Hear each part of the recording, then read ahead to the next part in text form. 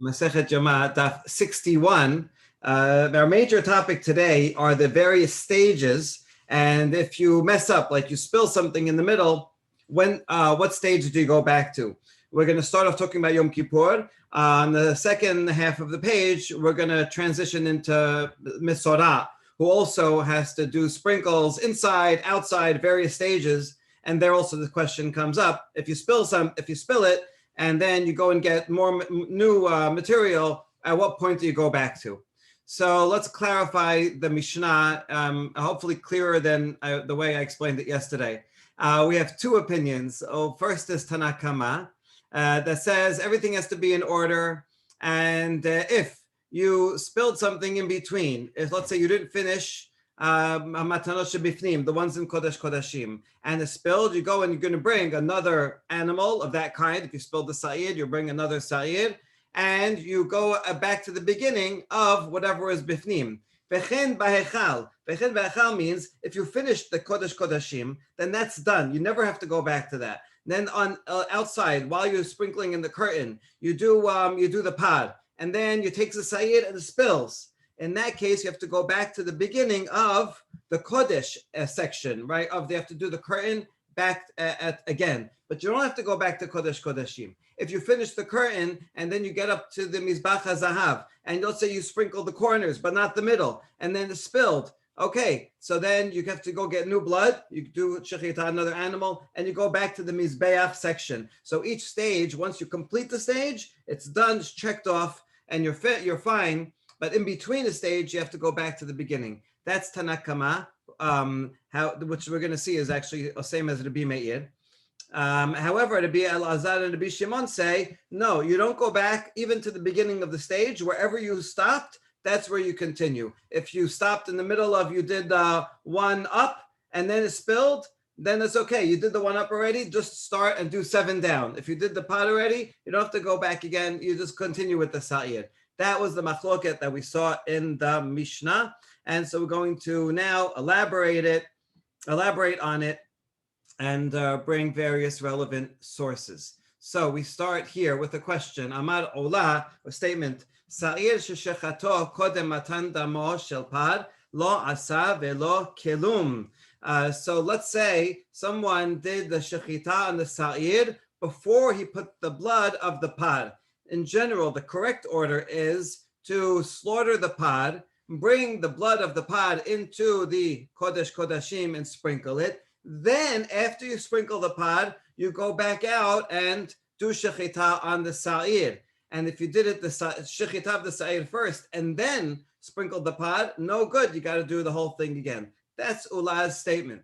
Now we have a question regarding our Mishnah. Tenan hikdim dam ha'sa'ir l'dam ha'pad yachzor v'yazeh midam ha'sa'ir v'achar dam ha'pad. Our Mishnah said if you sprinkled the sa'ir first and then you sprinkled the pod first, then you should go and sprinkle the sa'ir again, right? You did sa'ir pod, that's no good, the wrong order. But you did the pod, so that's fine. Just do another sa'ir sprinkling, and then you'll be okay. So you see, according to this, it doesn't say they have to go back and bring another animal. V'im'ita ola. If what you say is true, yachzor v'yishchot mi ba'edeh, then our Mishnah should have said, let's say you did the dam sa'ir first, and this is no good because you didn't sprinkle the dam pod first. So then if you do that, and then you do the pod, you're going to have to end up going and getting a new sa'ir, a new animal altogether. And yet the Mishnah doesn't say that. It sounds like you just take more blood and do it again. So how come, if you're right, how come the Mishnah doesn't say do another shechita? And Tirgema Ula answers b'matanot shebahechal v'chen amar bi'afes b'matanot shebahechal. That this statement of the Mishnah is talking about not in Kodesh Kodashim, but rather in Nechal on the curtain. Once you finish Kodesh Kodashim, you're in the curtain area, then there's no need to do shechita again because you're starting with blood, and you don't have to do a shechita in the middle of the two bloods. So that's why the Mishnah doesn't say anything about shechita. But in fact, you're right. What you implied from my statement is true. If you're in Kodesh Kodashim and you did the sa'ir, you did shechita on the sa'ir and you sprinkled the sa'ir first by mistake, and then you sprinkled the pod, no good, because you sprinkled the pod after Shechita of the Sayid. In such a case, you have to get a new Sayid if it's in the Kodesh Kodashim, but that would not apply in the Hechal, and that's what he meant. And that's what the Mishnah means. Okay, now, Vechen b'Hechal, Vechen b'Mizbeach. And so too, the Mishnah continues and says on each step of the way, you start from the beginning of that stage according to Tanakama. What we're going to cite now is a Baraita. It's from the Sifra, the Midrash on Sefer Vayikra, and this brings a source and elaborates on the point that on this point. Tenor Banan. V'chiperet Mikdash HaKodesh. This is all the way. This is almost the second to last pasuk in the parasha about Yom Kippur in Acharemot, and so it's a conclusion. And this concluding pasuk, I'll read the whole thing because we're going to atomize. We're going to take it piece by piece and explain what each phrase means. So when he does the whole Yom Kippur service, he'll end up v'chiperet mikdash hakodesh ve'et ol moed ve'et mizbeach yichaper. So it mentions three different areas and things that you atone for, and then it also mentions people, ala kohanim, val kol amakahal yechaper, and also these groups of people will get atonement. So you see that the Yom Kippur service atones for these places and people, right? In fact, I mean, this is actually very important. It's really the essence of Yom Kippur. What is it? Partly it's to bring atonement for the Bet HaMikdash itself. All year round, things go wrong. People bring tum'ah by mistake. And so this is like a once a year house cleaning, but it's also what we're more familiar with is an atonement for our general sins, not specifically Tumah of the Mikdash. So that's what this Midrash is going to expand on. And it says, so v'chiperet Mikdash HaKodesh. What's Mikdash HaKodesh?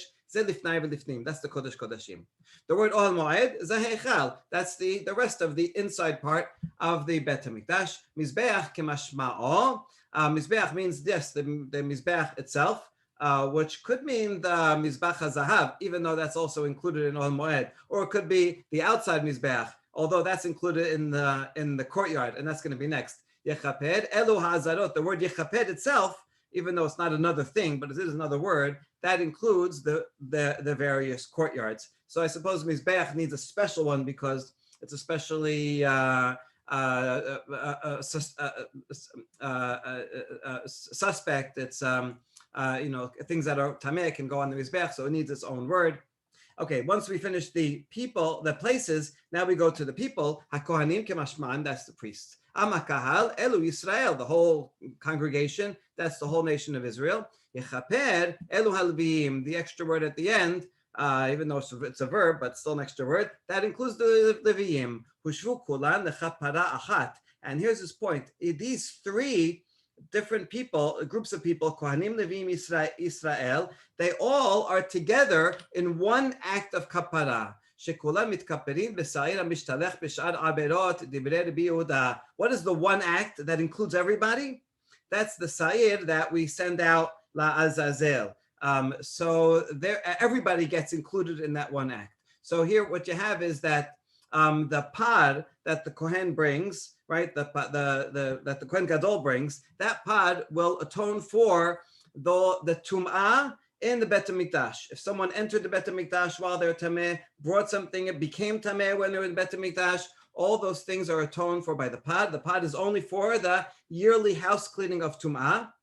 The Sa'ir HaMishtaleach, the Azazel, that's for all sins of everyone, including the Kohanim. So that's how Rabbi Yehuda explains the pasuk.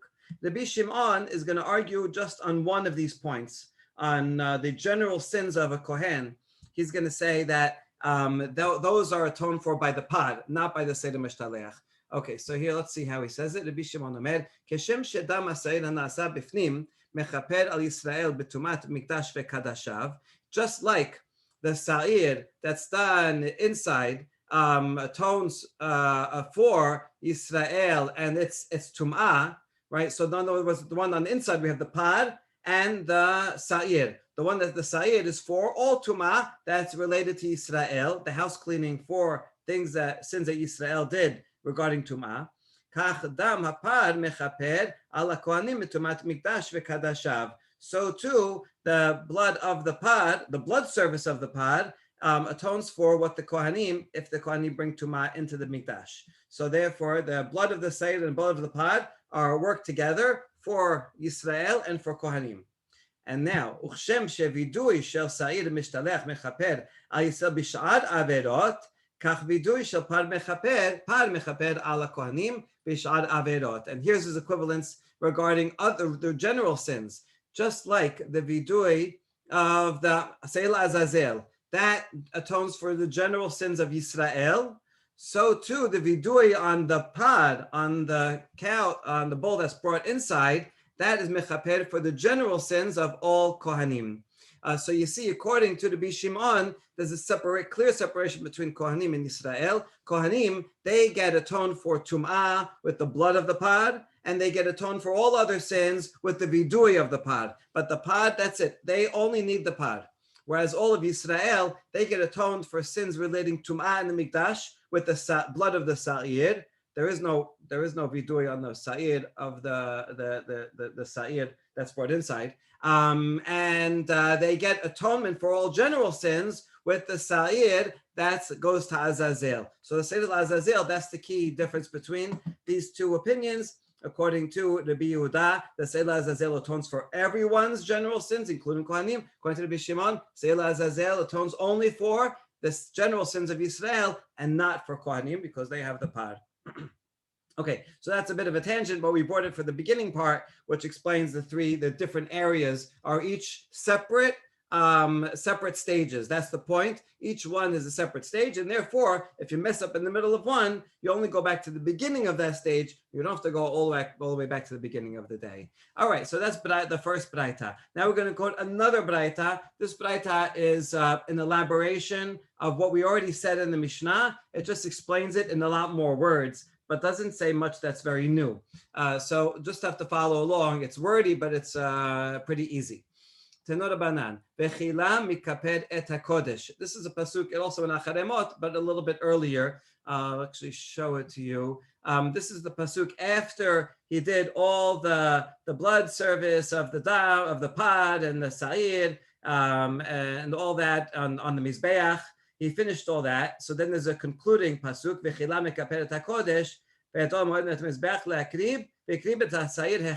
After he does all that, he's going to go and get the goat, and he's going to send that one to Azazel. So this is after he did all those Pad and Sayyid. Now he does the Sayyid Azazel. This is the middle pasuk that's breaking up those two. So this also has a series of words, Kodesh, Ol Moed, Mizbeach. So we can learn the same thing, a similar idea from here. So the words HaKodesh, that's talking about the Kodesh Kodashim, stage 1. Ol Moed Zayachal, say stage 2 in the Hechal. Mizbeach Kimashma'o, that's the third sprinkling that's on the Mizbach HaZahav itself. And the fact that Torah gives 3 different phrases for each one shows that these are 3 stages, and one has nothing to do with the other. Even if you mess up in stage number 2, don't worry, stage number 1 is finished, you don't have to go back. Mikan ameru. So therefore, here is the outline. Natan miksat matanot shebifnim. If you're in the Kodesh Kodashim and the Kohen Gadol's in the middle of doing it and he spills some blood, he has to go bring and slaughter another animal and bring blood again. And you start from the beginning of the Kodesh Kodashim sprinklings. That's Tanakama. They disagree. They said, no, you don't have to go back to the beginning, or you stop from wherever you stop from, then you continue from there, like we said in the Mishnah. That's case number 1. Next case, you finish stage 1, and now you're out in the Hechal and you're sprinkling it on the curtain. And let's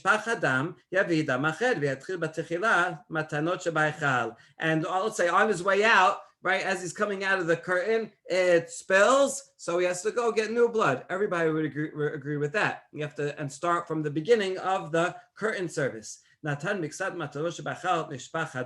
what if you started, right? He took some of the pod and he did one up, and then it spilled, or he did all the pod and then it spilled. Then then he has to go get another pod or another sayid, whatever he spilled, and start from the beginning of the curtain service. That's Tanakama. They say no. If you, let's say you did one up, that's good. Finish. You don't have to do that again. Just now do 7 down. Continue from where you left off. That's so that's stage 2. Now, third case. You finished the curtain. Yeah, and then it spilled right there, then and there, before you got to put it on the mizbeach. So everybody agree? You don't have to go back to stage 2. You start with the mizbeach. Now, how about if you already started the mizbeach, but it spilled in the middle? All right, let's say you sprinkled on 2 of the corners, and then it spilled. So you go and bring new blood. This is after you mixed it, so you're going to have to bring 2 animals and mix them again. And then you start from the beginning of the mizbeach service. That's Tanakama. And these 2 Tanaim say, no, you go back to the beginning. You don't go back to the beginning. Let's say you did 2 corners. That's it. Continue from there. Just do the last 2 corners and the 7 on top, and you continue the rest of it. Now, last thing. Let's say you did all 3 stages and you finished everything on the mizbeach, the 4 corners and the 7 in the middle. And now, as he's carrying it out of the hechal, he's supposed to pour it on the foundation of the outer mizbeach. Let's say it spills on the way out. Everyone agrees that's not me'akeb. You don't have to go back and get more blood just to spill it out. This is all just leftover blood, and spilling out the leftover blood that goes down in the canal, everyone agrees, is not me'akev. It's interesting that says everyone agrees, because if you remember, we saw yesterday that the Biyudah says you do have to do it, right? You can't skip the step. You don't get atonement if you skip the step. So when it says divrei hakol, it means all the Tanaim that are mentioned here in this baraita, not every Tana in the world.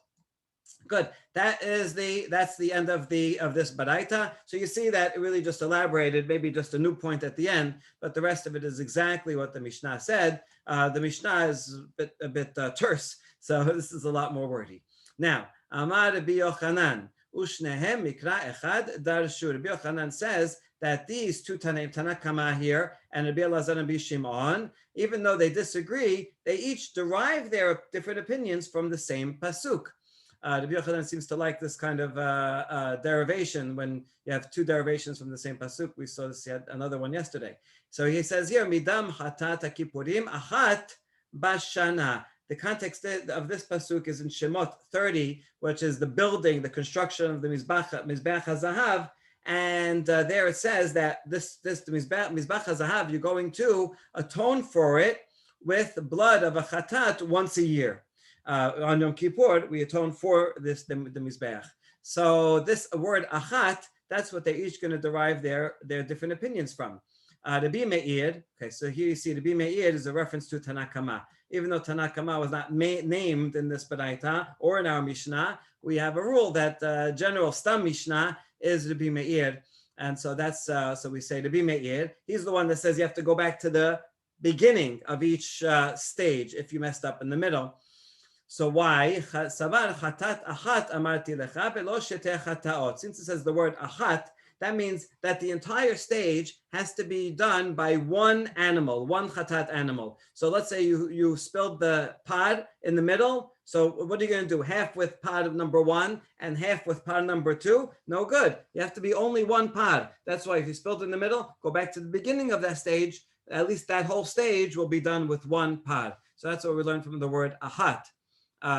Actually, this pasuk is only talking about the mizbeach itself. So the pasuk is only talking about one stage. So the point is that the mizbeach itself cannot be atoned for by 2 different animals. So if you messed up in the middle, go back to the beginning of the mizbeach, and the same would apply to the other stages. That's Rabbi Meir.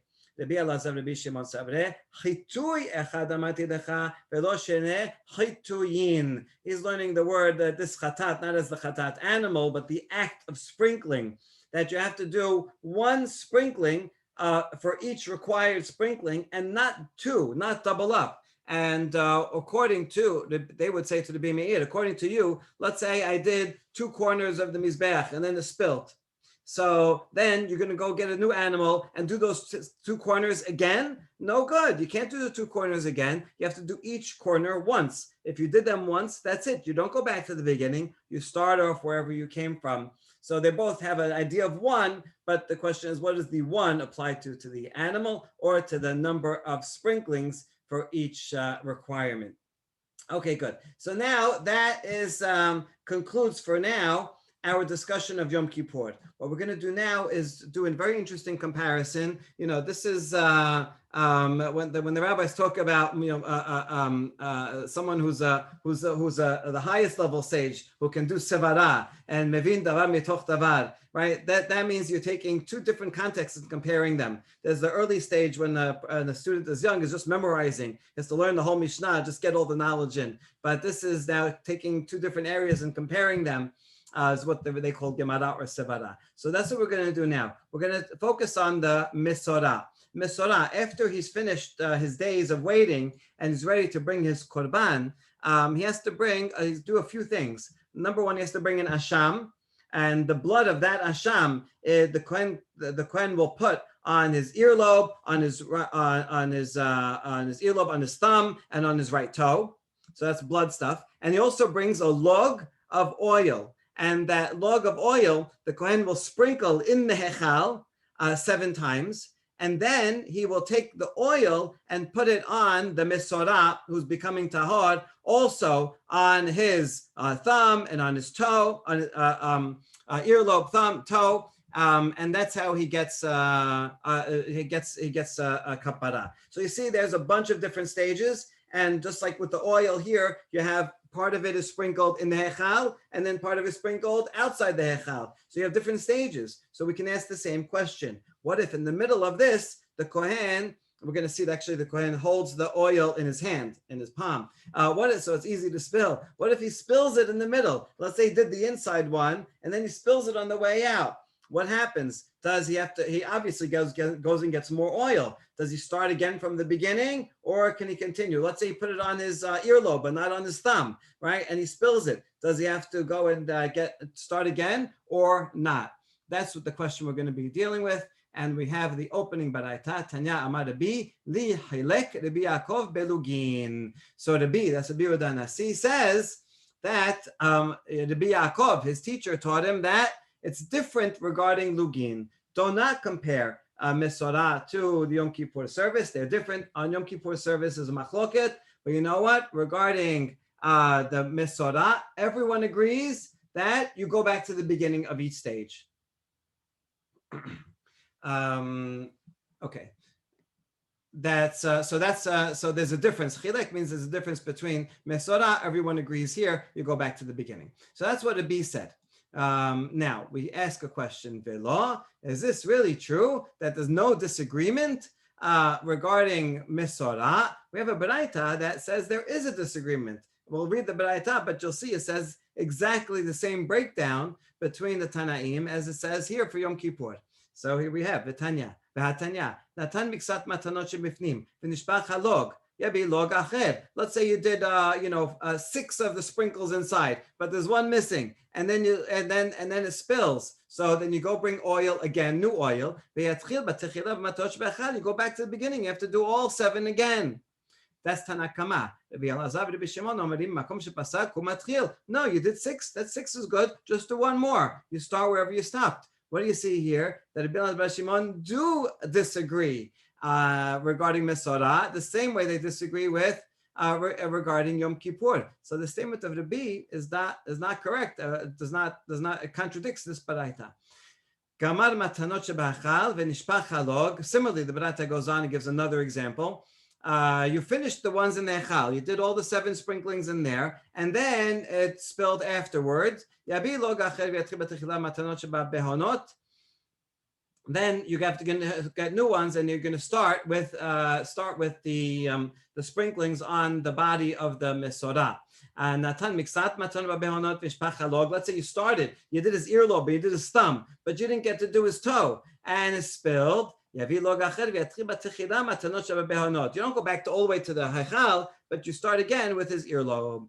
That's Tanakama. Rabbi Elazar, Rabbi Shimon Omerim, Mimakom shepasak hu matchil. They say no, you don't go back to the beginning.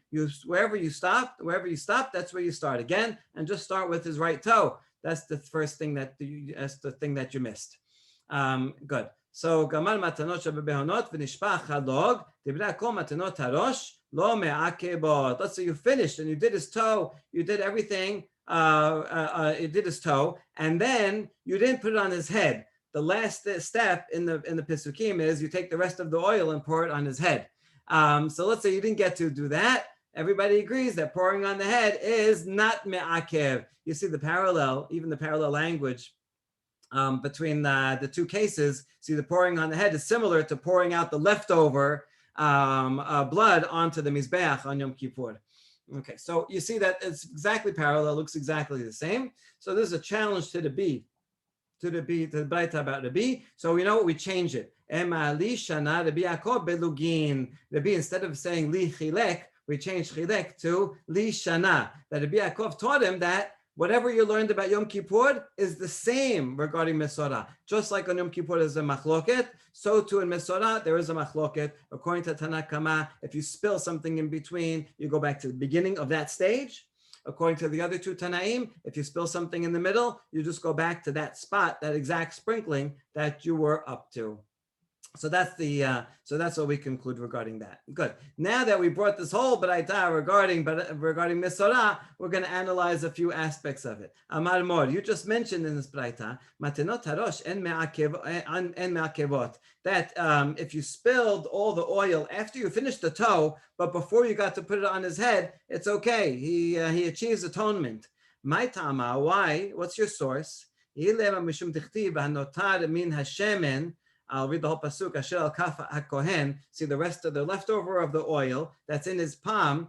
It's in his left palm because he uses his right to dab. Yiten al rosh hamitaher lechaper alav lifnei Adonai. You put it on his head. So you see, it says the word notar. Notar means leftover, not leftover in the bad sense that you can't use it like Pesach. It just means leftover means you finish. It means you finish the essential services. Now you just have to dispose of the leftover. So that's why it's not so important. Is that why you're learning it from? Where you're learning it from? Now we're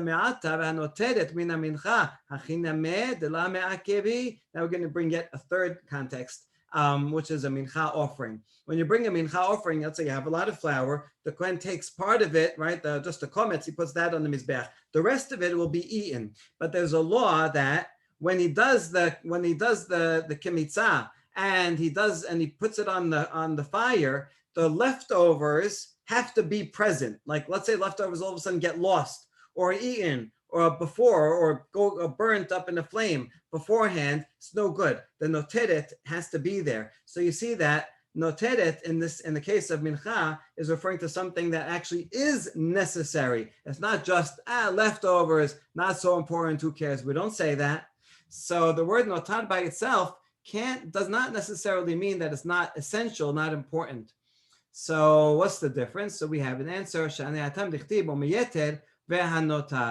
you look also in Vayikra Perek Yudalid, which is about Mesorah, it says miyeter hashemen. It talks about the extra shemen, which he finished with on the inside. He's going to bring outside and put it on his earlobe and thumb, right, and toe. And then pasuk 18 v'han notar, and the leftover of that. You see, you have the word leftover twice.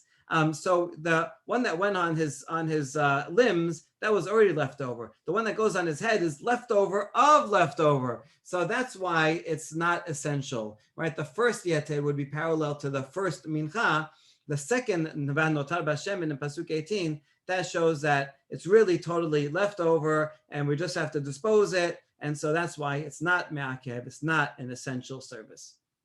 Good, we answered that question. Now, Amar Rabbi Yochanan, Asham Mesorah sheshechato shelo lishmo. Banu lemachloket Rabbi Meir v'Rabbi Elazar v'Rabbi Shimon. Okay, Rabbi Yochanan is, you can see he's really excelled in this skill of comparing one thing to another. So here's what he's going to say. Let's say the asham of a mesorah. Mesorah, that's one of the korbanot he has to bring, is an asham. Let's say he did shechita, but while you're doing shechita, you had in mind the wrong thing, that it's a chatat or that it's a shelamim. So this is not a good idea. In such a case, what happens to that sacrifice is it's a valid sacrifice. In other words, you can burn it, you can bring all the other nisachim that come along with it, but it doesn't atone, right? So you don't have to you don't have to take it out. So you do continue with the regular service, but the Mesorah will not get atonement for it. So it's not like it's not like Pigul where it's totally bad. So this is an interesting in-between case. So now he says this will depend on the machloket we just saw between Rabbi Meir and Elazar and Rabbi Shimon. How so? Rabbi Meir damar yavi acher v'yatchil batechila hachanameh yavi acher v'yishchot. Rabbi Meir, he said before that when you mess something up and something gets spilled, then you bring a new animal and you start from the beginning. Oh, so in other words, according to him, you're allowed to get a new chance, right? If you mess something up. So too, he would agree here that you had this Asham Metzorah and you did Shechita with the wrong intention. So, okay, you'll finish up that one and just make it a Korban, but then you can bring another one, right? You have a chance to do a redo and you start all over again. So just like the Bimei says, you start all over again regarding Yom Kippur, so too you can start all over again regarding the Asham of the Metzorah when you had the wrong intention. That's one side of it. Now, Rabbi Elazar, Rabbi Shimon, shomrim makom shepasak misham umatchil hacha en lo takana. This is a surprising conclusion. According to them, they say if you spilled and messed up, then you start from the middle, which means anything you did before is acceptable, and just start from the middle. So that means, according to this, the parallel will be you brought this asham and you messed up, but you keep going. You have to keep going on. You can't go back to the beginning. See, going back to the beginning, we thought of it before as a penalty. It's like worse. You got to go do it again. But actually, it's a way of fixing what happened before. Rabbi Shimon actually saying you have to just continue, and there's no possibility to go back and fix it. So therefore, this Mesorah is actually stuck because he cannot. This Asham will not atone for him, and he does not have a possibility of going back and doing it again. So that's Rabbi Yochanan's statement, comparing these two contexts. However, matkif le Rav Chisda ve'ha'oto ketiv kashya. Rav Chisda says we have a pasuk about this. This is regarding Mesorah. It says lakachet kebes ha'echad ve'krib oto le'asham. The pasuk says you only bring one kebes, and only that one can be an asham. You can't have two different things being an asham. And so therefore, even according to Rabbi Meir, you can't go back and bring another one. You only get one chance. And so Kashya, he therefore challenges Rabbi Yochanan. We do not answer this question of how Rabbi Yochanan would explain this word oto according to Rabbi Meir. However, we do have a braita that supports Rabbi Yochanan. So maybe he can't answer this question, but he does necessarily have an authoritative support. And here's a braita. Asham Mesorah shechato shelo lishmo o shelo natan midamo legabe behonot הרי זה עולה לגבי מזבח וטעון נסכים וצריך אשם אחר להכשירו. So if you brought an asham but you had the wrong intention, or you had the blood but you didn't put the blood on the limbs of the Mesorah. So this is a good olah. You can continue, or it's a valid olah. You can do the whole service with the nesachim that are associated with it, but the Mesorah does not get atonement for it. Instead, he has to bring another asham. What do we see here? That you can bring another asham. I mean, poor guy, what's he supposed to do in any case? So he can bring another asham. So this is a support that there is such an opinion, and that would be the opinion of Rabbi Meir. And I don't know, however you explain this word oto, you see this braita is fine with it.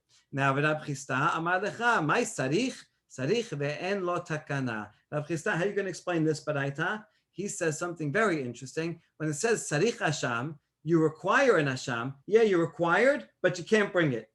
There could be such a thing that it's required, but you can't do it. Like, let's say I have a final. To pass my course, you have to take the final, but there's no makeups for the final. So you come and say, oh, I missed the final, right? What should I do? Oh, it says, oh, you need the final. You can't pass without a final. Okay, can I take it? No makeups, right? So sometimes you're stuck. There's no way. So sarich could mean it's required, so you better do it. It could mean it's required and you can't do it. That's how the Rav Chisda explains the word sarich here. You would need it, which is just a way of saying that you don't get atonement in this way. Okay, now we're going to go into a tangent, but a very interesting one regarding the word sarich. Can it mean such a thing that it's required, but you can't do it? This is like, the federal government, if they give a mandate to states, they have to also give funding for it. They can't mandate that states have to increase education, right? And then not give them the wherewithal to actually implement it. So, Betane Tana Sarich Be'en Lo Takana. Does a Tana ever use the word sarich in such a way to mean you have to do it, but you can't do it? Yes, here's another example. Vatanya, Nazir Memorat. Okay, Nazir, you all know, everybody knows a Nazir has to grow his hair long. All right, but maybe that could look funny if he has a very long hair. But actually, a standard Nazir is for 30 days. So if he doesn't take a haircut for 30 days, okay, he's not going to look so bad.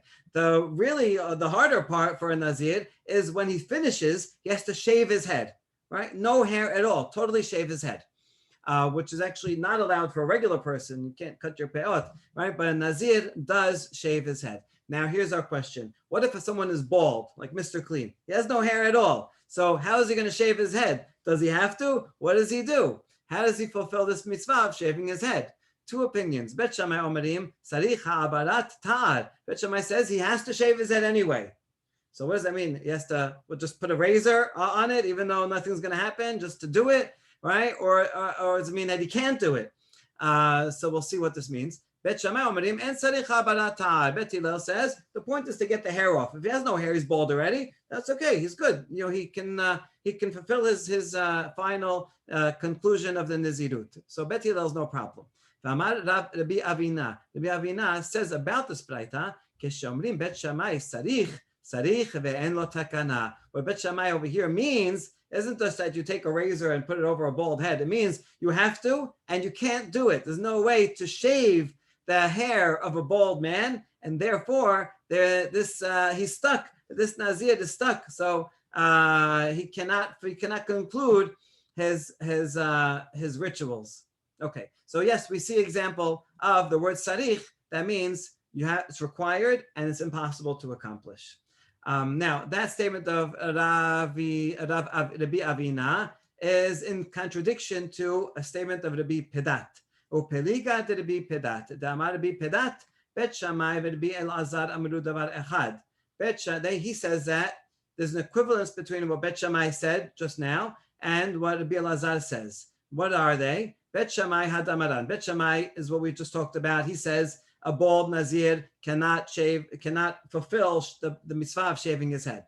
Rabbi Elazar, the Tanya, en lo bohen yad u bohen regel. We're going back to the Misorah, who has to put blood and oil on his thumb and on his toe. What if he doesn't have a thumb? What if he was born without a thumb, or he was amputated? He has no thumb. What happens to that person? En lo tahora olamit. Tanakama says he can never become tahor. What an amazing thing. You have to put blood on his thumb. You have no thumb, you're going to be tameh forever. It's crazy. That means that he can never come to the Bet HaMikdash, this person. He just got Misorah once, and he's forever tameh. That's Tanakama. But here's Rabbi Elazar Omer, noten al makom al mekomo veyoseh. It's okay, there's no thumb, just put it on the stump, put it on the knuckle, whatever. He has something, wherever the thumb would have been, put it there. And here we just said Rabbi Elazar is the same as Bet Shammai. So what we see according to Rabbi Pedat, when you say sarich, it means you do your best, right? If you have no thumb, put it on the stump. If you have no hair, so just do something with the razor. And it's okay. It is possible. It's not no requirement. See, if you're agreeing with Rabbi Abina, then Bet Shammai would have been like Tanakama. You can't do it. And so you see Rabbi Pedat says sarich means you have to do it and you can do it. We have another opinion, Rabbi Shimon Omer, Im Natan al Shel Semol Yasa. You could use the other thing, you could use the left hand. You're supposed to use the right hand, but if he has no right thumb, he could use his left thumb. Okay, good. So that's super interesting. And now we have another last point two last points about the Misorah. Tenor Banan. Velakach midam ha'asham. Yachol bakeli. It says the Kohen is going to take from the blood of the asham for the Misorah. So what does it mean take? Can it be in a vessel? Because usually most korbanot, when you do shechita, you put it in a vessel. Talmud Omar venatan manetina be'asmo shel kohen avlekicha be'asmo shel kohen. The rest of the pasuk says he's going to take midam ha'asham venatan al tenuch. He's going to take the blood with his finger and put it on the mesorah's limbs. He does that with his finger. So just like the placing with the finger, and these words are back to back, v'lakach and then venatan, it shows that he has to actually receive the blood in his hand. That's pretty unusual. He does shechita on this hasham. He receives the blood in his hand. Now, question, Yachol af lamizbeach, ken Talmud Omar ki kachatat ha'asham hu. This asham, part of the blood goes on the misorah's ear, but part of it goes on the mizbeach, like every other korban. So is he going to receive it in his hand, also to put on the mizbeach? That can't be, because the pasuk earlier, but right before that states that when you do the shachatat chatat, you do it in the same place. You do this asham in the same place that you would do shechita of the chatat and olah, b'mkom hakodesh, ki kachatat ha'asham hu lakohen kodesh kodashim hu, because it's the same. La chatat, this asham is like a chatat. So in the Peshat, this pasuk is explaining the reason why we do shechita in the same place. But the Gemara is deriving further that just like you, also in the same way, just like you receive the blood for a chatat in a bowl, so too the Hashem has to be received in a bowl. So this is different from what we just said that he receives it in his hand. So what's the conclusion then? You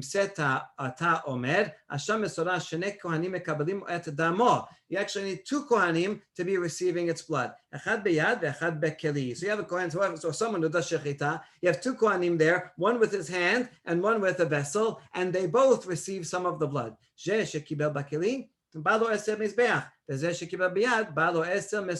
one that received it in the vessel, he will bring it and sprinkle it onto the mizbeach, and the one that received it in his hand, he'll be the one that goes out to the mesorah and dabs it on his limbs. Okay, good. Now we just have one last part, going all the way back to our Mishnah. We're going back to Yom Kippur, making a full circle here. Tanan Hatam. This is Tanan, but it's not actually a Mishnah. It's just a Braita.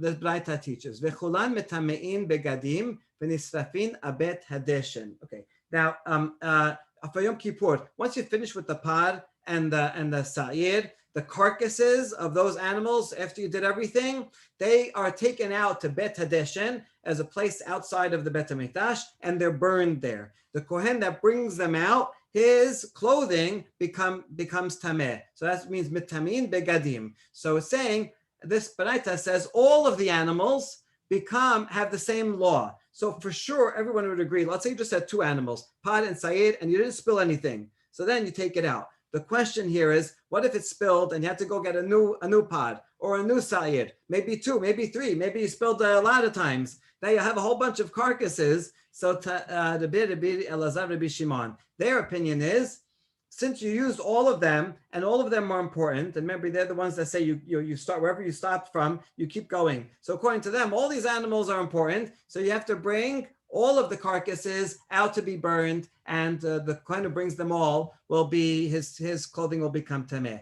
In other words, according to him, you treat them all the same. Hachamim omerim en metamin begadim ve'nisrafin abet hadeshen ela ha'acharon ho'il ve'gamar bo kapara. Hachamim, that would be to be meir, who say that if something spills, you start from the beginning. So according to that, no, only the last one, the last pot and the last sayed that you did shechita on, they're the ones that finished off the kapara. So they're the main animals. Those are the ones that the carcass you bring out to burn, and the Kohen becomes tameh. The rest of them were just earlier, and you had to redo at least that stage, and so those get pushed aside and are not the main carcasses. Okay, so that's the machloket. It really makes sense with what we said, with their opinions before. Question. This is going to be a question on the opinion of Rabbi Elazar and Rabbi Shimon. This is a bit of a wise guy question. So Rava asked Rav Nachman, says, how many se'irim do you send out to Azazel? Right? So Rav Nachman answers with a sarcastic remark. What do you mean, how many? You want to send your whole herd out? Obviously, you send one. no one ever heard of sending out more than one sa'ir to go to Azazel. So Rava said, oh, it was a setup. Amar lo, bechi edros soref. Well, same thing. Should he burn his whole flock? In other words, if he spilled once, twice, three times, right? So does he really have to burn all of them? Right? That's my point. Just like you send only one sa'ir goes la'azazel, so too one pod and one sa'ir should be considered the main ones and be burnt outside. That's the opinion of Chachamim. So why would you say so many? So the answer is me dameh. Wait, it's not. You can't compare the two. Hatam la ketivi oto hacha ketiv oto. Regarding the say la'azazel, says b'shalach oto la'azazel. It, meaning one. There's only one animal is going to go la'azazel. But regarding the others, the pad and the sa'id, doesn't say the word oto. So yeah, theoretically, according to the Rabbi Elazar and Rabbi Shimon, there could be more than one. And so this fits with their general opinion. If you say you go back to the beginning, then that's it. You erase the animals that used before and start from new. And so it's the last ones that count. According to the Rabbi Elazar and Rabbi Shimon, it's successive. You start wherever you left off. That means the original ones were just fine, and so they all have the very same status. Baruch Adonai Le'olam, Amen, Amen.